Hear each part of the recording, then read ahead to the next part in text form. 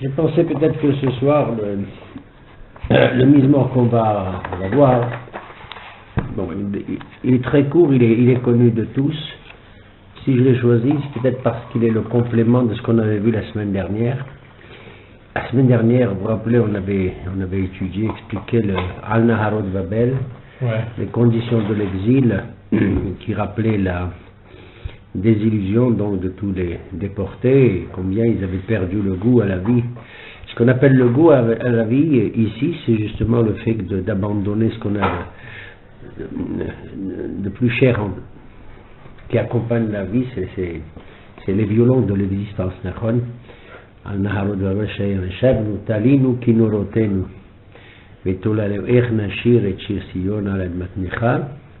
Une impossibilité d'exprimer sa joie au travers de l'expression de la musique, du chant, parce que la musique et le chant c'est la plume de l'âme, et c'est la meilleure manière, même sans les mots, de dire les choses que tout le monde peut comprendre, que tout le monde peut entendre, sans qu'on ait besoin d'expliquer, d'élaborer, de prouver, de démontrer. La musique, là, elle ne se démontre pas, elle pénètre directement, on dit.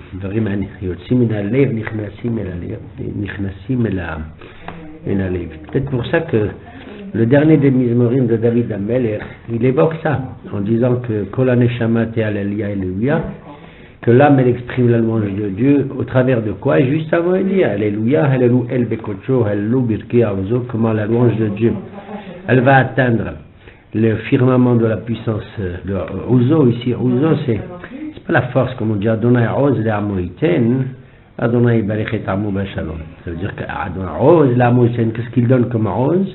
En Oz de la Torah. En Oz de la Torah. Ouzi ou Maouzi. Adonai Barechet Amo Bashalom. Donc, toutes les attributs de magnificence qu'on accorde à Kadosh Baruch Hu, juste après dit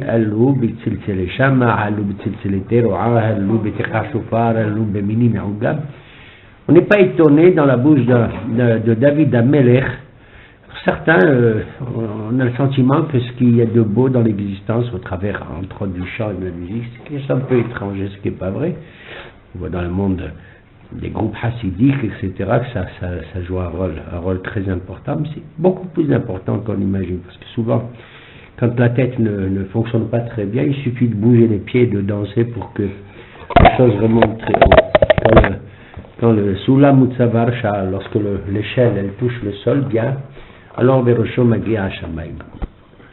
Voilà pourquoi, en complément donc au Mizmor qu'on a étudié la semaine passée, donc de la tristesse et des larmes de l'exil, du Galout, on va peut-être voir le Mizmor numéro Kufraf Vav, c'est-à-dire 126, et il est connu de tous par cœur, de nous tous pratiquement, puisqu'on le chante généralement quand juste avant de faire le Birkat Hamazon, le fameux Shir HaMa'alot. Mon avis, il est le complément du départ ou de la déportation, et là nous sommes dans le sens inverse, dans le chemin du retour. On est dans le chemin du retour et la joie va se laisser lire sur nos visages après la tristesse, après la douleur. Et c'est étonnant que ce Mizmor ne figure pas au nom de la halakha à dire avant le Birkat Hamazon, mais c'est un usage, surtout chez certaines communautés, de le réciter juste avant le Birkat Hamazon. Shir HaMa'alot, Psaume Kuf Chaf Vav. Voilà. Shir HaMa'alot. Beshuv Adonai et Shiva Sion Hayinu Kecholmin. Azimale Sehok Binu Ulshonenu Rina Az Yomru Bahagoyin Diladonai La'asotim Elevim Diladonai La'asotim Anu Hayinu Semechim Shuva Adonai Echevitenu Ka'afikim Banegev Azorim דמעות בערינה סורונה לא ילכו בחונו עושה משך הזהב בוא יבוא בערינה נעשה אנו ומותיו. Et il y en a qui ajoutent Teilat Hashem, mais ça ne fait pas partie du Mizmor. D'ailleurs, comme il ne fait pas partie non plus de la fin de Ashrosh Bebetecha, la fin du Teilat Hashem, comme d'ailleurs les deux premiers versets qui avant Ashrei. Qu'est-ce qu'il y a avant Ashrei? Qu'est-ce qu'il y a avant Ashrosh? Non, qu'est-ce qu'il y a avant? Ça fait pas partie. Ça fait pas partie du Mizmor de Ashrei, on l'appelle pourtant Ashrei, il commence par Teila, les David, Aromimcha et les paroles alphabétiques. C'est étrange que certains Mizmorim, on les a fait précéder d'un verset ou deux, on les a fait suivre aussi d'un verset ou deux, comme pour les envelopper de quelque chose, mais ça. Comme Odol Hashem Kitov. Odol Hashem Kitov, qui n'est pas formé de psukim, de nécessairement tirer des Teilim, des psukim qui viennent des chroniques. Oui, des Vrayamim, etc. Oui. Il y a un ou deux Mizmorim qui sont parallèles dans les Teilim et dans le livre de Shmuel. Bon, mais ça c'est pas très intéressant pour nous, c'est tout simplement un peu académique comme... Alors ce Mizmor, déjà, si vous voulez, il est très bref et puis il dit dans un élan rapide tout de suite, et je vais vous dire pourquoi dans un élan rapide, il dit la chose quoi. Beshuv Hashem et Shivat Sion. Lorsqu'Hachem fait revenir les captifs de Sion. Nachon. On ne sait pas, d'après une Pashim, si le mot Beshuv, ça veut dire faire revenir physiquement le retour, le voyage, le retour vers Sion, ou bien s'il s'agit Beshuv dans le sens du mot de Teshuvah. Quand Hashem, Beshuv, Hashem, lorsqu'Hachem revient, et Shivat Sion, il revient avec, peut-être et, ça veut dire aussi avec, la particule et, ça veut dire soit le complément d'objet direct, soit aussi avec les captifs de Sion. Beshuv Hashem, quand Hashem lui aussi il revient. D'accord? C'est vrai que littéralement le pshat c'est dire lorsqu'Hachem a fait revenir les captifs de Sion. Mais c'est aussi ici qui est justifié de dire lorsqu'Hachem il revient avec Shivat, avec Shimatyon. C'est une notion qui est très répandue chez nous, comme on dit Aimo Anochi Betzava, avec lui je suis dans la détresse, comme on l'a vu d'ailleurs dans la paracha de la semaine dernière, de Vayigash, comment Akadosh Baruch Hu dit dans une vision nocturne à Yaakov qui sait maintenant que Yosef est vivant et qu'il doit retourner. Akadosh Baruch Hu veut donner le sceau, lui dire oui, parce que Yitzhak ne doit pas quitter le pays d'Israël. Abraham le fait parce qu'il est contraint à cause de la famille. Yaakov n'est pas du tout contraint de la famille. Pas du tout. Qui se débrouille, ce Yosef, qui se débrouille. Soit il obtient l'autorisation de quitter l'Égypte, comme il l'a fait d'ailleurs pour enterrer son père, il l'a obtenu, après le serment. Soit il obtient l'autorisation de quitter l'Égypte et puis il rend visite à son père, il lui apporte ce qu'il faut, ce qui est tout à fait normal. Soit il démissionne, pourquoi pas. C'est pas facile, mais enfin il peut très bien démissionner, puis je retourne au pays. D'accord? Quitte à terminer les années de Rahab, etc. Mais Akadosh Baruch Hu semble ici donner le coup de pouce à Yaakov en lui disant tu vas descendre, tu dois descendre. Peut-être comme si cette descente en Égypte va confirmer plusieurs années plus tard, du temps d'Abraham Avinu, dans le Brit Benabetarim, Yado Ateda Kigeri Zaracha, Ba'abadum Be'enotam Arba Me'ot. On ne sait pas où, mais l'exil aura lieu. Il aura lieu non pas conçu comme étant une punition, certainement pas. Descendre en Égypte n'est pas une punition. Comment tu veux punir, toi, Hachem, des enfants, les enfants des enfants des enfants, à la 4e génération, parce que M. Abraham a dit à Akadosh Baruch Hu, Dieu lui a dit, je te donnerai le pays d'Israël et tout. Il lui a dit, Bama Eda Ki Irachena, comment saurais-je que je vais l'hériter, ce pays? Et pour chaque mot, il a dit 4 mots. Bamé, Eda, Ki, Irachena, et tu lui donnes Arba Meochana, quoi, un siècle par mot. D'accord? C'est absolument impensable d'imaginer, d'attribuer ou de donner une punition et de l'annoncer en tout cas en préfiguration à Abraham Avinu pour ses enfants. La plupart de nos maîtres pensent effectivement que il s'est passé des choses qui méritent. Effectivement, Akadosh Baruch Hu donne le salaire à ceux qui le méritent et le châtiment à ceux qui le méritent. Ça, c'est une affaire, je dirais, qui concerne l'individu avec Dieu dans sa conscience. Mais la descente dans le Mitzrayim est conçue non pas comme une punition, mais comme une espèce de champ de laboratoire dans lequel nous devons passer dans un creuset de fer le plus dur qui soit au monde, dans la terre la plus dure qui s'appelle Mitzrayim, parce que Mitzrayim, c'est le duel de Metzar comme Min HaMetzar Karatia, et donc passer dans ce creuset-là à bouche des kabbalistes, ça veut dire prendre les étincelles qui ont été prisonnières là-bas, et seuls nous étions capables de le faire. C'est vrai que la descente en Égypte, la vie en Égypte s'est accompagnée de souffrances cruelles, très très très cruelles, mais il est difficile pour nous de dire, mais c'est la triste ou la vérité de dire que c'est une espèce d'exercice terrible, qui font tomber le peuple à un niveau le plus bas pour l'élever au niveau le plus haut.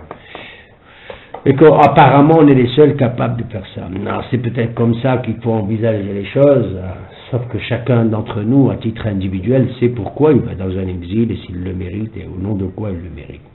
Au nom de la collectivité, Beshuv Adonai et Shivatzion, il lui dit, Hachem, il lui dit, Beshuv Adonai et Shivatzion.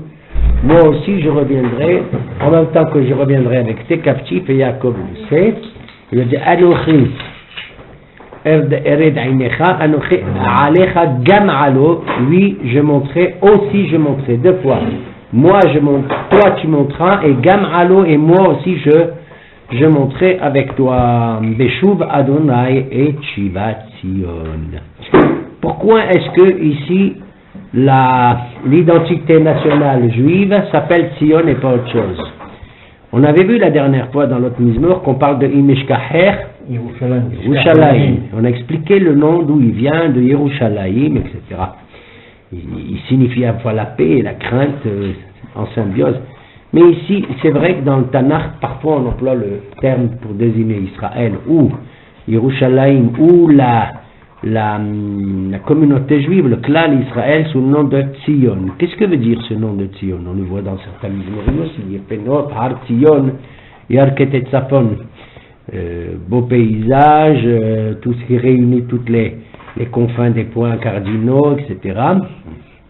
Que veut dire le mot Tzion? Vous avez dit la dernière fois, dans les deux shiurim précédents, et Shabbat, qu'en vérité, pour dire Jérusalem, Jérusalem, elle a 90 noms à peu près. 70. 70, pardon. Oui. Et un des 70, c'est Tzion. Oui. Un des 70, c'est Tzion. Pourquoi ici, en rapport avec le retour des Shvuyim, on dit Beshuv Hashem et Shivat Tzion? C'est que ce nom de Yerushalayim, je dirais, dans nos esprits à nous, qui venons aussi de la Galoute, le mot Tzion désigne, c'est la nostalgie de la Galoute par rapport à Israël. D'ailleurs, l'idéologie des Juifs, comment elle s'appelle? Pour retour à Tzion, c'est le sionisme, nachon? On ne dit pas le jérusalmisme ou on n'emploie pas d'autres mots, on dit le sionisme, ça vient de Tzion. Ici, le mot Tzion vient d'un terme très très très simple qui veut dire quoi? Qu'est-ce que c'est un Tzion? Qu'est-ce que c'est qu'un Tzion? Metsuyan, Tzion. Un Tzion, c'est un repère. Quand on veut attirer l'attention sur quelque chose, signaler un endroit important, archéologique, ou les Havdil, l'Oalenu, comment on appelle une pierre tombale aussi? Un Tzion. Un Tzion, c'est-à-dire c'est un repère qui me permet de savoir que l'endroit où je me range, faire attention surtout si je suis un Kohen, de ne pas m'approcher plus de Arba Amot, de 4 Amot, sinon je tombe dans la Touma. Nachon? Alors c'est ça un Tzion.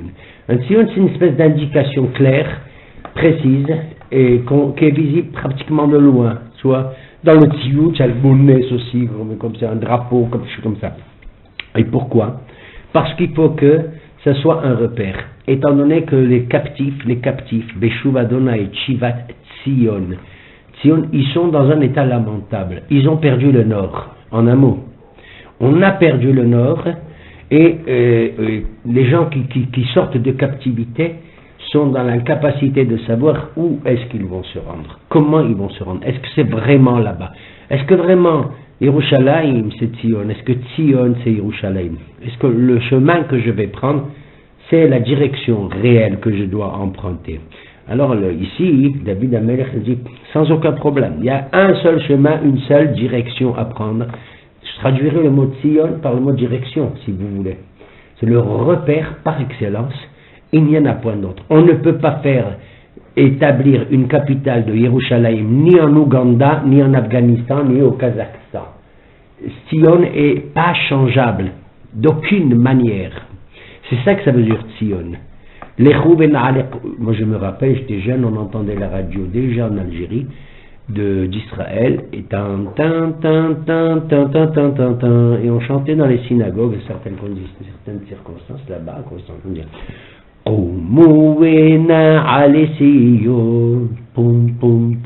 levez-vous et nous allons monter à Sion. Donc Sion c'est un terme qui évoque cette aspiration, cette nostalgie de cet endroit dont on veut être sûr que c'est lui, que c'est le point de chute. Sion c'est le point de chute. C'est le seul et l'unique. C'est pas simplement un lieu d'asile, un lieu où on se sauve, où on veut être à l'abri de quoi que ce soit. Non, c'est Har Tzion. C'est ça que ça veut dire. Beshuv Adonai et Shiva Tzion. Nous, on ne se sauve pas pour aller ni en Australie, ni au Canada, ni en Suisse, ni aux États-Unis. T'as compris? C'est ça que ça veut dire Tzion. C'est pas le côté sacré merveilleux de notre pays, c'est Yerushalayim, c'est clair et net. C'est un côté de Mida, de Tovot, etc. On est en pleine effervescence dans le mot Yerushalayim. Il y a des Har Adonai Yerae d'Abraham, etc. Melech Shalem, etc. Donc là, le mot Tzion désigne quand tu es dans un désert paumé, tu ne sais pas où te diriger, où est le bon chemin, tu comprends? Alors on te rassure, tu sais, c'est que Yerushalayim qui s'appelle Tzion, qui est le point dans lequel tu dois te diriger et nulle part ailleurs. Pourquoi?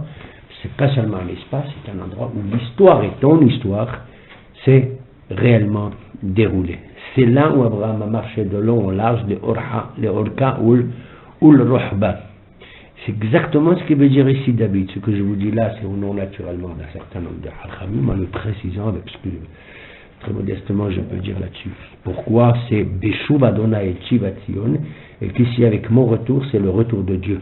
Et c'est le retour de Dieu qui s'appelle Hachem. Le retour de Dieu qui s'appelle comme ça. Parce que le nom de Elohim, si vous voulez, c'est Dieu. Mais c'est le Dieu de tout le monde. Elohim, c'est le Dieu qui ramasse toutes les forces, toutes les puissances. C'est le Dieu que tu peux employer ce mot quand Yosef il est chez Paro, qu'est-ce qu'il lui dit? Bladai Elohim Ya'ane et Chenon Paro. Il comprend le mot, Nachon? Mais si Moshe Rabbeinu demain, on va le voir si Dieu veut à Shemot, si Moshe Rabbeinu il vient et lui dit Shalach et Beni Bechor Israël, etc., il lui a dit qu'est-ce que c'est? Il lui a dit Mi Shelahani, Hashem Shelahani Lecha. C'est Dieu Hashem qui m'envoie. Qu'est-ce qu'il lui répond Paro? Mi Hashem, Asher Eshma Bekolo. C'est ce Hashem? Est-ce que tu as entendu toi, Paro dira à comment il s'appelle Yosef, quand il lui a dit Bel'adai Elohim, il lui a dit mais qui c'est ce Elohim? La notion de puissance, de divinité, d'être céleste qui détient les forces de ceci, c'est une notion commune à tous les hommes, à toutes les nations. Pourquoi Yosef emploie cela?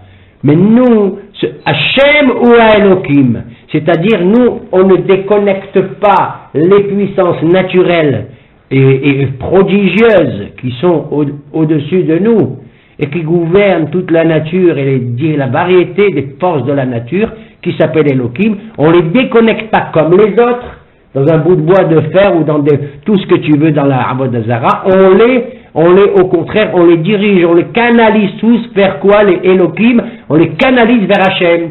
C'est ça que la lutte d'Eliyahu contre les gens de Baal.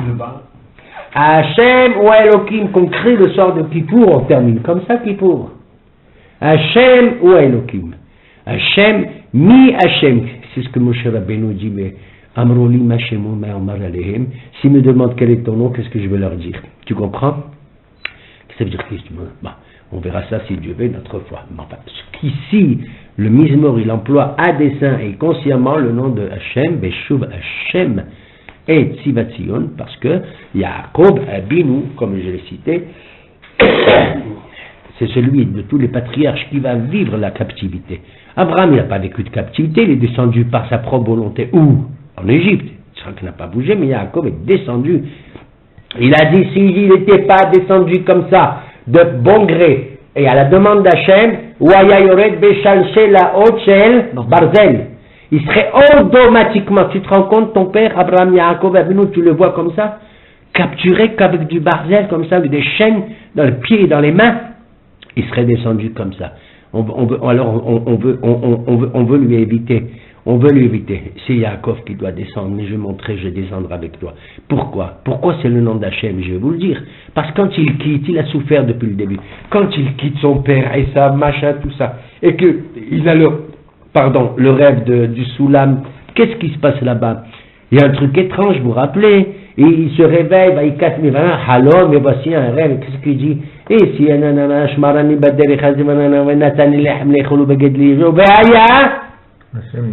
Hachem li l'Elohim. Vous savez, c'est ça la force de la Torah. La force de la mission de Yaakov Avinu, c'est la nôtre aussi. C'est Vehaya, ça veut dire, quand on traduit, on dit, mais attends, c'est de la chutzpah, c'est quoi ça? Si tu me donnes à manger, si tu me fais ça, si tu me fais ça, alors Dieu sera mon Dieu. Non, qu'est-ce que c'est de dire comme ça? Hachem l'Elohim. C'est-à-dire ce Dieu, cette puissance colossale, variée, nombreuse, qui détient les forces du monde, c'est Elohim, mais moi, quand je reviendrai ici, j'établirai le culte de qui? De ce Dieu de tout puissant, sous l'égide du nom à méforage de Hachem. T'as compris? Que où il est le Hachem? Le Shem Havaya, il est où? Il est ici, Beshuv Hachem et Shivat Zion. T'as compris? Quand je retourne, c'est-à-dire quand tu retournes, quoi, tu es chez Laban, tu ne veux pas prier Hachem, Yudke Vavke, tu es en France, tu ne peux pas, il dit non, Domekemin le loi. T'as compris? Il y a une dimension de la vision divine, de la présence divine. Voilà pourquoi la Néboa, la prophétie, elle est dans Eretz Israël ou en fonction d'Eretz Israël. D'accord? Elle est en fonction de ça. La Hidgalut de Shem Havaya dans le temps, dans le passé, le présent, l'avenir, c'est Hachem. Pourquoi ici David Amer dit Beshuv Hachem et Shivat Zion? Mais quand il va revenir, comment ça va se passer? Ça c'est étrange. Aïnou, nous étions comme des rêveurs. Aïnou Kaholmim. Comment on peut comprendre ça? Comment on peut comprendre ça? Nous étions des rêveurs. Vous avez dit la dernière fois, Stéphane, que Hemla, non, et Holem. Et Ahlama. Et Ahlama, c'est la même chose. Il a fait. Donc là, c'est pas. Ahlama et Halom, ça veut dire guérison. Halama. Alima Halecha Ahlama. Meira. Aïnou Keholmim. En tout cas, il y a ici une dimension du rêve. C'est-à-dire que on peut comprendre ça. Vous savez, un rêve, c'est quand la réalité est tellement forte, tellement dure, tellement que tu n'arrives plus à maîtriser ce qui se passe, ce qui se produit. Tu as quelque chose dans le cœur, tu as quelque chose, aussi bien dans la joie que dans la peine, peu importe. Un sentiment, il arrive à un degré tellement fort que la réalité, la météo n'est pas capable de la contenir. En tout cas, dans ton esprit, tu dis c'est pas possible. Tu comprends? C'est pas possible. Pendant 2000 ans, il y a un siècle, il y a 2 siècles, il y a 3 siècles, c'est pas possible. Beshuv Hachem et Shivat Zion. Tu comprends? Quand quelqu'un, si tu vois ton grand-père, ton arrière-grand-père, tu lui dis, voilà papa, mon grand-père, voilà je suis là maintenant, ici à Yerushalayim, qu'est-ce qu'il va te dire? Il va dire c'est impossible. Nachon? Imagine, ça ne s'est pas passé pendant 1 an, cette impossibilité, pendant 10 ans, pendant 100 ans, pendant 2000 ans. Pour nous, pendant 2000 ans. Comprends? Cette notion d'exil est tellement dure, qu'il n'y a aucune réalité possible pour la transcender. Regarde. aucune mesure réelle, rien du tout. C'est la chute dans l'abîme, c'est la chute totale. Ça veut dire que le retour vers Sion, c'est vrai qu'il y a les efforts de la Sokhnout et les efforts de tout ce que vous voulez. Il y a l'étude de la Torah, il y a tout ça, mais il y a ce côté rêve. Le rêve, le halom, c'est le prolongement de la réalité. Mais on sait très bien que c'est autre chose que la réalité. Mais c'est nous encore. On ne peut pas vivre que dans la réalité. Il faut qu'on vive aussi dans le rêve. Parce que le rêve, des fois, il alimente la réalité. Tu comprends? Si tu n'as pas de rêve, si tu n'as pas de rêve dans ta vie, ça veut dire un rêve, c'est un objectif, c'est quelque chose de secret au fond de toi qui ne s'exprime que dans ta propre intimité de ton esprit, de ton cœur. Ça, c'est un halom. Et on voit comment Hachem, il parle dans les halomot, et justement ici,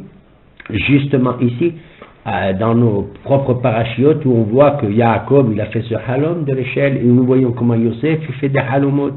Et nous voyons comment Paro, Sarah Ophim, Sarah Mashke fait des halomot, et le Paro fait des halomot Nachon. On est en plein halom. On est, franchement, depuis combien de parachiotes, on est dans des rêves. Et non seulement ces rêves sont des rêves, mais ce sont des rêves prophétiques, mais ils vont tous dans le sens de quoi? De l'exil et de la libération de cet exil. Nachon? C'est-à-dire de l'exil de qui? De l'ensemble d'Israël à travers des 12 tribus. Des Shivteya, des 12 tribus d'Israël. Donc cette Shivat Sion était de l'ordre de l'impossible au niveau de la réalité, il n'y a que le rêve qui est capable. Mais ce qui est beau, c'est que faire en sorte que ce rêve soit une réalité. Comme il a dit un sioniste, c'est Herzl, Nachon, Im Tirso Lotiye Agada. Si vous le voulez, ce ne sera pas une légende. Pour dire, si vous voulez, il y a quelque chose, nous vivons, nous, le peuple juif, dans le domaine. Vous rêvez quand tu dis à quelqu'un, mais tu rêves ou quoi? Nachon, tu rêves ou quoi? Eh bien, ce retour est de l'ordre de l'impossible, parce qu'on est au-dessus du Teva, au-dessus des contingences habituelles, et que des 2000 années qui sont passées, sinon plus, maintenant si je compte depuis Babel, la déportation de Babel, tout ça, c'est encore beaucoup plus, Nachon, ça fait au moins 2600 ans, Nachon, c'est quelque chose qui est impossible, parce qu'une autre nation que nous, qu'est-ce qu'elle aurait fait? C'est fini. Elle serait totalement assimilée. Totalement assimilée. Déjà que nous sommes frappés aussi par l'assimilation. Et comment? Nous le sommes aussi. Mais le fait qu'un cher est Israël, c'est en soi quelque chose de prodigieux et de miraculeux. Et ce rêve-là, il fait que comment Azimale Sehokpinu. La résultante de ce rêve, quand tu en sors, quand tu le mesures et tout, c'est que ce rêve, c'est vrai, il y a la nostalgie de tout ça, mais il faut qu'il conduise à quoi? À une joie qui éclate. Une joie qu'on a contenue. Dans Shulchan Aruch, on nous demande de faire attention dans la joie, etc., comme on l'a vu pour le mariage, il faut casser un verre, etc. À ce moment-là, notre bouche sera pleine d'un rire. Mais c'est pas un rire, tu sais, que je te raconte aussi. C'est pas un rire. Ce rire, ce sont des éclats. Ce sont des éclats que nous ne maîtrisons pas du tout. Azimale. Pourquoi? À cause du mot yimale. Ça veut dire yimale. C'est comme quelqu'un, il a la bouche qui est pleine. Elle est pleine. Et alors, quand tu as quelque chose qui est plein, ça va éclater. Attends, mais bin. À ce moment, ce qui nous était interdit, c'est de remplir sa bouche de joie, parce qu'on a le droit d'être content, d'être heureux dans les circonstances de joie et de bonheur, mais on le sait très bien qu'on va, en parallèle avec la joie, rappeler encore la construction des Yerushalayim et tout. Mais et le mot Az, c'est quelque chose de fantastique, comme Az Ashir Moshe, comme Az Ibn Yoshua, Az Yedaber, Az, comme on le voit un peu partout. Alors, ça y est, le point X est arrivé, alors, oui. C'est-à-dire le passage de la réalité au rêve et du rêve à la réalité, qui se confondent et qui se conjuguent. Azim Malé Sehokpinu, ou le Shonenu, Rina, et notre langue de Rina. Qu'est-ce que c'est que Rina? C'est le rire, et ici Rina, c'est quoi? C'est l'allégresse, c'est une allégresse, c'est une expression de joie, mais qui n'est pas verbale, qui n'est pas exprimée avec des mots. Ça c'est Rina. Quel mot qu'on peut dire? Azyeranenu Hatsehayar. Tu connais ce verset? C'est une joie qui n'est pas exprimée par des mots, ni par un verbe, ni par renana. Regarde les branches des arbres, des forêts, les arbres des forêts, qu'est-ce qu'ils font? Ils disent un mot? Ils disent un mot, les arbres de la forêt? Ils disent pas un mot, et pourtant ils sont yaranenu. Tu sens le chant, tu sens quelque chose, ce mouvement des lèvres, des feuilles, des arbres et tout. Ça s'appelle la rina. Quand quelqu'un il sort des sons, des onomatopées, il murmure. Renana, vous connaissez le mot renana? Atameranen, est-ce que tu es en train de murmurer? Tu exprimes quelque chose, mais tu ne trouves pas le mot. Tu ne trouves pas le mot pour dire la chose. Tu maugrer, tu marmonnes. Des fois, on te pose une question, on te dit, puis tu pourtant, ce n'est pas les mots qui te manquent, mais là, oui, il te manque. Et c'est ça la beauté de la joie qui explose. La bouche est pleine de simha. C'est la langue qui claque comme ça à l'intérieur. Et c'est comme un tremblement à l'intérieur de ton corps et tout. Murmurer, l'iranen c'est négatif, mais l'iranen c'est aussi positif. Puisque j'ai donné l'exemple d'Aziranen ou Atsayan, mais ça veut dire aussi un marmonnement, un murmure, il peut être conçu comme négatif ou comme positif. C'est à nous de savoir dans le contexte s'il faut le prendre bien ou le prendre mal. Tu as vu, il a maugré. Hein? Il maugrait. Qu'est-ce qu'il marmonne? Là, il s'agit vraiment de sons qui sortent comme ça, comme s'ils étaient... c'est vrai, comme s'ils sont entre la frontière, entre une joie, et puis aussi le marmonnement. Nous étions joyeux. C'est une joie qui s'exprime comme ça. C'est des fois, ça se lit dans le visage. Tu es content, tu es heureux, tu vois. Tu n'as pas besoin de le dire. Mais tu n'as pas besoin. Comme je l'ai dit, quand tu vois un type, il bouge les pieds, il danse, ben, pas besoin de dire je danse. Il bouge les pieds, il murmure, il vibre. Il vibre. C'est ça que ça veut dire. Ulshonenu rinna. Ulshonenu.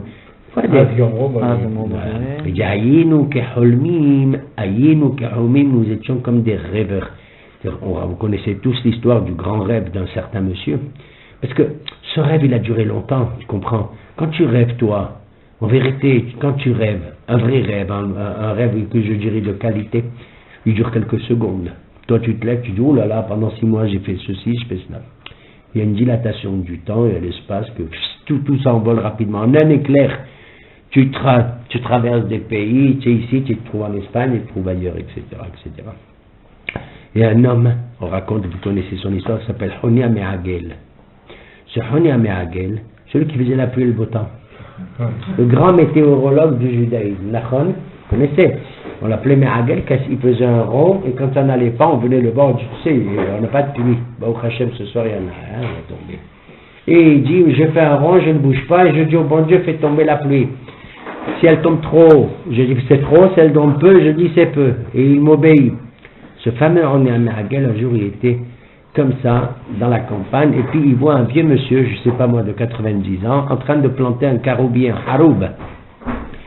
Et or, un haroub, il met combien de temps pour donner des fruits? 70 ans.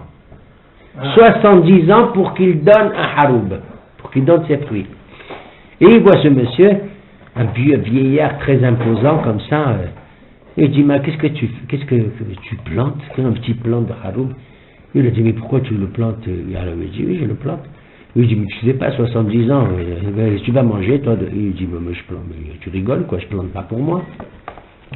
Il dit, pour qui? Il a dit, mais je plante pour les enfants, mes petits-enfants. Il a dit, ah bon? Il a dit, oui, il lui a dit, rigolo, dis-moi, et les haroubs que je mange maintenant, qui c'est qui les a plantés? C'est mon grand-père, Nachon? C'est mon grand-père qui a planté le haroub il y a 70 ans. Alors moi aussi, je plante pour mes petits-enfants. Il a trouvé ça beau comme ça, et Honia Me'agel évoqué cette question-là, comment un homme il travaille pour l'avenir, pour ses enfants et les petits-enfants. C'est extraordinaire. On a vu aussi aujourd'hui dans la paracha de Vayechi que Dieu, Yaakov, il a dit, viens Yosef, je vais te bénir. Et écriva Ibarechet Yosef, il a béni. Toi tu regardes, dis, qu'est-ce qu'il a béni, qu'est-ce qu'il lui a dit? Shum davar, wallo. Qu'est-ce qu'il fait Yaakov? Il croise les bras de ses enfants sur Ephraim Menaché, il est béni, Amalach, Hago, Eloti, Taratata, au revoir, bye bye bye. Où est la bracha de Yosef? Chachamim dit, il n'y a pas de plus belle bracha que quand tu bénis les petits-enfants devant ton fils. Tu comprends? Quand tu bénis les enfants d'un monsieur que tu connais, qu'est-ce que tu veux qu'il demande de plus? Il n'a rien à demander de plus, il n'a rien. Tu bénis les fruits, comme il y a Shelecha. Quand on bénit un arbre comme ça, on dit, comment tu veux que je te bénisse? Ton feuillage, il m'a abrité du soleil. Et avec ton écorce, je peux faire ça. Et tes fruits sont délicieux comme tout et tout ça. Ils sont magnifiques, c'est des saveurs, c'est des parfums et tout et tout. Bamer Barecha, tu as tout ce qu'il faut. Tu as tout ce qu'il faut au arbre merveilleux. Il a dit, Heratson, je te souhaite une chose, c'est que tu aies des enfants comme toi, c'est tout. T'as compris? Des enfants qui te ressemblent, qui soient comme toi. C'est ça qu'il dit dans le Mizmor. Noshe Meshech Hazara Boyabo Berina Noshe Alumotav dans le Mizmor. Noshe Meshech Hazara, celui qui porte le geste auguste du semeur, comme on dit, le Zara, tu vois, Noshe Meshech Hazara. Mais pourquoi il fait le Zara? Noshe Alumotav. C'est celui qui portera plus tard les alumot, c'est-à-dire qui porte les gerbes. Et quand Honi se réveille, il voit le même monsieur devant le haroub. Alors il dit, qu'est-ce que c'est? Tiens, encore là? Il a cru qu'il a dormi une demi-heure, 1 heure, peut-être 2 heures. Il dit, pardon monsieur, il dit, mais vous êtes encore là, je vous ai vu tout à l'heure. Il dit, pardon, mais... Il a dit, mais vous avez... Il a dit, c'est pas possible, le haroub, il a dit, de quoi vous parlez? Il a dit, mais je vous ai vu tout à l'heure, comment ça se fait, c'est un miracle? Il dit, mais monsieur, moi, c'est pas moi qui ai planté ça. Il dit, qui c'est? Il dit, mais c'est mon grand-père. Il dit, quoi? Il s'est rendu compte que Honi, il a dormi pendant 70 ans. Il se réveille, il a dormi pendant 70 ans, il a fait ce, voilà, et en se réveillant, il traverse l'espace, il traverse comme ça le temps et tout. Je vous raconte pas la suite de l'histoire parce qu'elle est vraiment, c'est pas de circonstance ici. Elle est beaucoup plus triste. Elle est beaucoup plus triste l'histoire comme ça. Quand un homme il dépasse son âge comme ça et qu'il arrive dans un pays, dans une ville où tout a changé complètement, y compris sa famille, tout ça, c'est affreux. C'est affreux pour lui. Enfin, ça aurait pas dû être affreux, mais pour le pauvre Honi. Vous savez, on n'a pas l'occasion de le parler, mais vous savez que Honi est un personnage très important dans l'histoire de la descendance des Hashmonaïm, très très important, et là sa fin était pas évidente. Alors, vous voyez, ça veut dire quoi? Ça veut dire que tout se passe comme si les siècles c'est ça la conséquence de la joie de Hayinus Mehim. Hayinus Mehim, c'est-à-dire ce qui était un fardeau terrible, très long, impossible, Be'ita Ahishena, cette galoute, moi c'est ce salut, cette Géoula, Be'ita en son temps, où je la précipite, où je la mène avant terme et tout, c'était dur, c'était très dur, mais une fois qu'on passe ce chemin, ce cap, à ce moment-là, Inus Mehim, et c'est comme un rêve. C'est comme le rêve de 70 ans qui a duré, qui en vérité aurait dû durer que 2 heures, dans son esprit en tout cas. On est dans le cadre de Honi Améagé. שאלה, כל השיר המעלות זה דוד כתב. כל השיר המעלות אמרו אותם בבית המקדש. בבית המקדש מדברים על גלות וגאולה, עוד לפני שהאיש בכלל, הוא כתב את זה לפני בניית בית המקדש. כן, הוא כתב ט"ו שירי המעלות לפני בית המקדש. יגידו ט"ו שירי המעלות בתור בית המקדש, והשירים, הכינורות וזה יגידו, הולך להיות פה חורבן והולך להיות פה גאולה. כן, כן. מה זה דבר נפלא בשבילך? מה זה רק דוד אומר את זה, והנביאים לא אומרים את זה? אבל לא אמרו את זה בית המקדש. אתה שר כינורות. Ce n'est pas le seul mizmor qu'on appelle un mizmor qui décrit l'histoire au niveau prophétique de l'avenir. C'est pas le seul. Toi-même tu connais le mizmor 83 et d'autres qui racontent ce qui... le mizmor de la semaine passée, 137, qu'est-ce qu'il dit à Naharot Babel? אבל לא אמרו את זה בית המקדש. C'est ברוח si. לא אמרו את זה בתור בית המקדש, בתור שיר המעלות. Pourquoi pas? כי זה לא בשיר המעלות. Voilà, c'est שיר המעלות. Comment זה לא בשיר המעלות? Psom Kuf Chaf Vav, Katouf Shir HaMa'alot. לא, זה זה. Shir HaMa'alot, על נהר לא, בבל זה pas Shir זה מה שאני HaMa'alot. אומר. כן. הם היו אומרים הלוויים בתוך בית המקדש, Oui. על המדרגות, על הט"ו מדרגות, אבל ממעמקים קראתך אדוני שמעה בקולי, תשינה אוזנך, בחשובה יכולת. Il y a d'autres mizmorim. Mais quand je dis, mais attends, mais dans le Beth Amikdash, ils ne disaient pas que le 15 Shira Ma'alot. C'est pas parce qu'on a dit qu'il y a des Ma'alot qu'il n'y a que ça. Enfin, qu'est-ce qu'ils disaient d'abord? On dit même pas, si tu veux les Shira Ma'alot, laisse-les de côté. Ils ont dit ou ils n'ont pas dit? Tu sais ce qu'on disait Yom Rishon? C'est tout ce que tu pries tous les matins. Ayom Yom Rishon, les David, Adonai, Nachon. Qu'est-ce qu'on dit les David, Mizmor, l'Adonai, Aretumlo. Où on disait ça au Beth Amikdash? Oui. Nachon, le mardi, Elohim Nissa Ba'adatel, etc., etc. Le vendredi, Adonai Meler Geout Labesh. אבל אין Le גלות. Shabbat, Mizmor Shir Leom HaShabbat. אבל אין גלות שם. Hein? אין גלות. כאן אתה אומר, בתור בית המקדש, אתה אומר, בשירה, c'est pas Betor. C'est Behar Homa, c'est pas au Beth Amikdash. S'il a écrit, alors Shir HaMa'alot, c'est qu'il se disait quelque part. Ça fait. Moi, ça me dérange pas qu'il le disait à l'intérieur ou à l'extérieur. David Amelech a écrit des choses. Beruah HaKodesh. Il a écrit des choses. Et Im Timtselomar, quand bien même tu dis, il y a certains mizmorim qui ont été inspirés et recomposés par David, mais inspirés par Hizkia, le roi Hizkia, par même Malkitzedek, on a dit, par Adam Arishon, par Abraham Avinu, qu'on appelle dans les Etan HaEzrahi, le puissant de l'Orient. Etan HaEzrahi. Pourquoi? Parce que le prophète Isaïe a dit, Mihi Ir li Mizrah, qui c'est qui sentit comme ça depuis l'Orient? L'Orient c'est Mizrah. Nachon? C'est pour ça qu'on appelle Abraham Eitan HaEzrahi. C'est comme un fleuve qui puissant, Eitan, puissant. Eitan HaEzrahi du Mizrah. Nachon? Donc, il y a des mizmorim qu'on attribue à Moshe Rabbeinu, Tefila le Moshe Isha Elohim, Adonai Ma'onat Attaché, Benodarka, etc., etc. Ve'noam Adonai Ma'onat. Ils ont été repris en compte par David Amelech. Ils ont été repris en compte par David Amelech. D'autres, inspirés par David, ont été remanipulés par le roi Hizkia, par Sassia, par les enfants de qui? De Smo, de Korah. Les Bnei Lamnasé, Ali Bnei Korah, Mizmor, Maïdito, Mishke. Et alors, tu as des mizmorim, comme on le voit, donc, ils ont été repris, soit par David ou les enfants de Korah ou ça, mais ils sont prophétiques, ils annoncent. Bon, maintenant, mais je peux te concéder, j'en sais rien, moi je connais pas le répertoire, à part ce qu'on vient de dire sur les mizmorim qu'on dit chaque jour, au moment où tu fais le sacrifice. D'ailleurs, je tiens à souligner une chose très importante. Quand tu es devant le korban et tu fais la libation de vin, etc., c'est à ce moment-là que les Lévi'im, sur les Ma'alot, ils chantent. Tu sais combien, monsieur Avner, écoutez-moi bien, combien de temps on mettait dans le temps pour chanter un seul mizmor, et pas plus. On divisait le mizmor en 3 parties, pour bien entendre chaque mot, pour le chanter. Dis-moi, en 1 heure de temps qu'on va à la prière, combien on dit de mizmorir et combien on lit de pages? Je te laisse le soin de réfléchir un jour à cette question-là. À cette question. En dehors de ça, mon cher ami, il y avait des mizmorim qui étaient liés chez nous, Sfaradim en tout cas. Au fait, Odola Donai Kitov, Kilolam Hasdo, c'est Pessah, etc. Shabarot, psaume numéro 68. Rosh Hashanah, psaume numéro 81, etc., etc. Et les circonstances, Mizmor les Toda, à chaque fois qu'on apporte un korban. Toda, Tov. C'est un problème. Le mizmor, il dure plus longtemps que le korban lui-même. On le répète.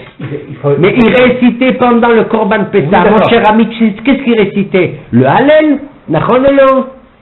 Pendant qu'il y avait des milliers de gens, on fermait les portes, le premier groupe qui rentrait pour le korban de Pessah, la veille de Pessah, l'après-midi, on ferme les portes quand tout le monde est rentré. Qu'est-ce qu'on fait? On lisait le Hallel, mais tranquillement. Mais il y avait des centaines et des milliers de korbanot. Donc il disait ça, on n'a pas fini, on continuait le Hallel. Oui. Bien sûr. Sur beaucoup de korbanot, il disait le chant. Le chant. C'est pas sur un korban. Parce que si c'est un non, korban, si, un korban, c'était le tamid. Pardon. Sur beaucoup de korban à Pessah, parce que chaque juif, il apporte son korban à Pessah. Mais dans un jour normal, j'allais dire creux. Un jour comment? Il n'y a pas de travail. Il n'y a pas de travail. Il y a le minimum, c'est ce qu'on appelle le tamid. Un seul korban, le matin et un l'après-midi. C'est Shahrit et Minham, exactement. Il y avait un mizmor, on le récitait, Vatem Shalom. Mais c'est pas ça, Vatem Shalom, ça veut dire qu'on pouvait encore ensuite, si les Lévi'im ils veulent, ils chantent. Mais obligatoire, c'était ça, le mizmor de la journée, comme on le fait nous maintenant, ça, tu comprends? Alors, il dit comme ça, Aïnou Smehim, regarde ça. Alors à ce moment-là, Yomru Bagoyim, ils diront chez les Goyim, toutes les nations, Igdil Adonai La'asot, Dieu a fait réaliser des prodiges, Igdil, des choses grandioses. Et il est avec ceux-là. Vous savez comment il a fait? C'est nous parle. Genre quoi? Genre mon cher ami, à ce moment-là, les Juifs, quand ils voient que eux, ils font là, ils chantent la gloire de Dieu. Et je vous l'ai dit plus sur quoi? On va se cacher. Igdil Adonai. Dieu a fait des choses. Ils savent que c'est la main de Dieu. Vayar Israël et Tayyad Gedola, là tu peux dire Vayar ou Goyim et Tayyad Gedola Shel Asa Hashem. Mais Israël. T'as compris? Igdil Hashem la Hasot Imele. Ils reconnaissent Etzba Elohim Ehi, comme ils ont dit les magiciens de Pharaon, les Hartumim. Igdil Adonai la Hasot Imele. Nous, quand on voit que eux, les Goyim, ils deviennent, comment dirais-je, religieux. Mais oui, religieux. Ils sont religieux, ils sont plus Hilonim, ils sont religieux les Goyim, puisqu'ils reconnaissent qu'il y a une relation de cette nature de miracle entre Hachem et nous de Hashgaha. Nous, quand on voit qu'ils disent l'Éternel est grand, l'Éternel Dieu d'Israël est grand, on dit ça. Allez, réveillez-vous les Juifs. Qu'est-ce que vous attendez qu'ils vous disent Igdil Hashem. Ah oui, nous maintenant, Igdil Adonai La'asot Imanu. T'as compris? Igdil Adonai La'asot Imanu. Tu attends, toi, que tu te rends compte, il y a une ironie dans ce passage. Bémet, il y a une ironie. Pour les endormis que nous sommes, parfois, nous attendons que eux ils fassent ce qu'ils disent. C'est comme dans le Mizmor, encore, voilà. Dans le Mizmor du Halel, le début, qu'est-ce qu'ils disent? Ramal Kol Goyim Adonai. Dieu est élevé au-dessus de tout. Goyim, c'est-à-dire de toutes les divinités des Goyim, tout ça. Ramal Kol Goyim Adonai. Qu'est-ce qu'ils disent les Goyim? Ala Shamaim Kebodo. Le Kebod d'Hachem, il est où? Tellement haut, tellement beau, tellement sublime qu'il est dans le ciel. Ils sont capables de voir Ala Shamaim Kebodo. Alors nous, on répond maintenant, on dit oui, vous avez raison. La puissance divine, l'éclat majestueux, c'est dans le ciel. Rama Shamaim Kebodo. Après nous, on dit Mikadona Elohenu. Est-ce que tu sais qui c'est comme Hachem? Tu vois encore le nom d'Hachem? Adonai Elohenu, comme Hachem, notre Dieu, Hachem, Yudkevavke. Mikadona Elohenu. Tu sais qui c'est Hachem? Bien sûr, la Machem Ala Shamaim. Mikadona Elohenu. Mikadona Elohenu. Amagbihi la Shabbat. Amagbihi la Shabbat. Qui réside très très Gaboa. D'accord? Oui, vous avez raison. Amagbihi la Shabbat. Aval. C'est la grandeur d'Hachem. C'est pas Ramal Kogoïm Adonai la Shabbat. Amagbihi. Amashpili l'erot. Il se baisse. Chiflout. Amashpili l'erot quoi? Bashamaim. Pas que Bashamaim. Ouvaret. Et il te dit Hachem, lève-toi au pauvre homme du Afar. Regarde jusqu'où il descend Hachem.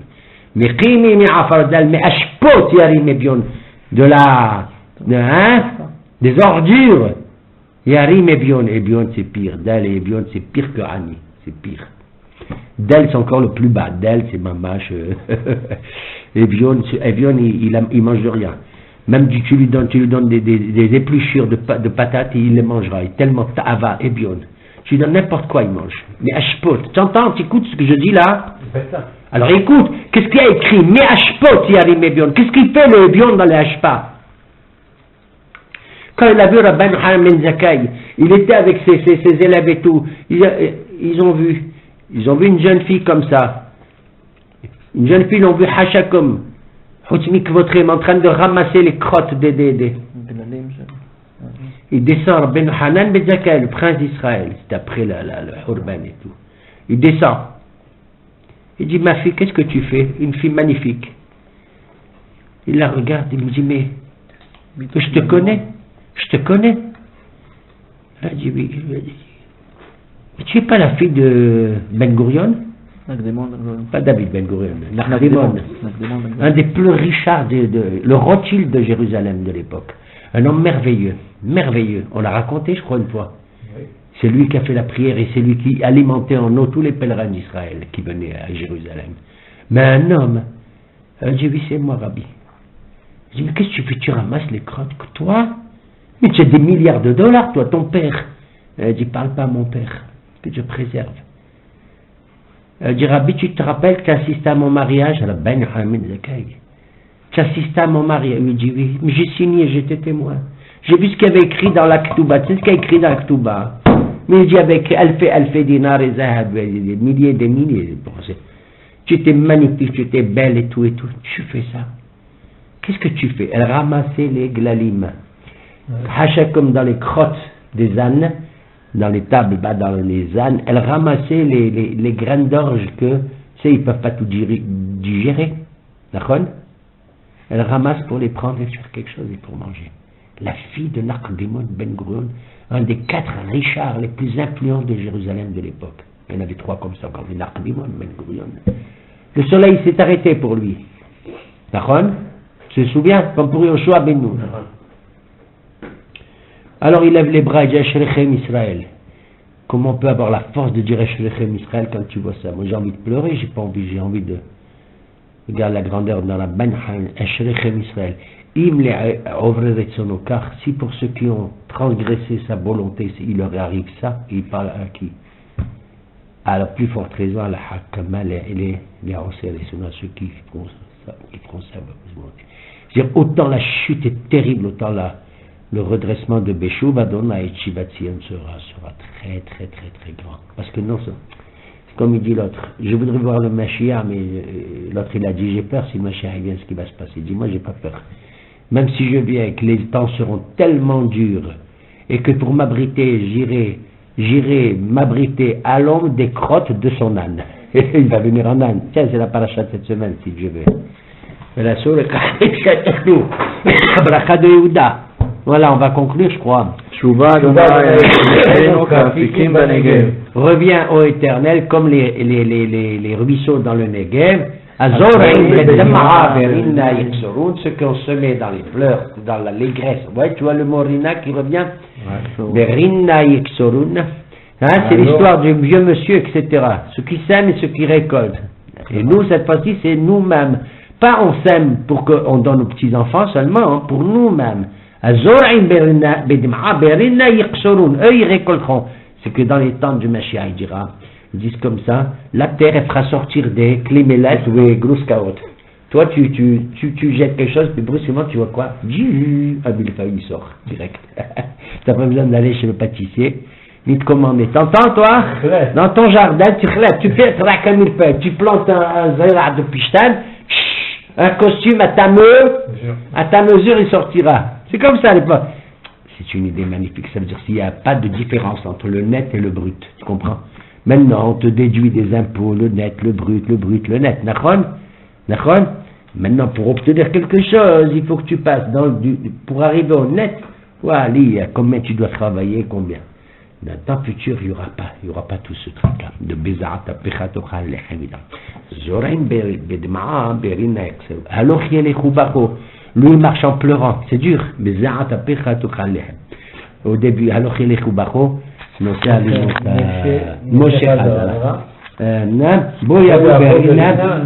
Il viendra. Troisième fois, Berina, vous avez vu? Pourquoi que tu veux qu'ils disent c'est ça, Rina, voilà ce que je voulais dire, j'ai oublié. Tu te rends compte? Tu n'as plus les mots, tu sais pas, mais tu t'en fous. Ton cœur il dit les mots, ton cœur il sort comme ça des sons. Il n'y a rien de plus beau que Kol Yaakov. Il n'y a pas écrit Dibour, le Kol, la voix. La voix c'est merveilleux.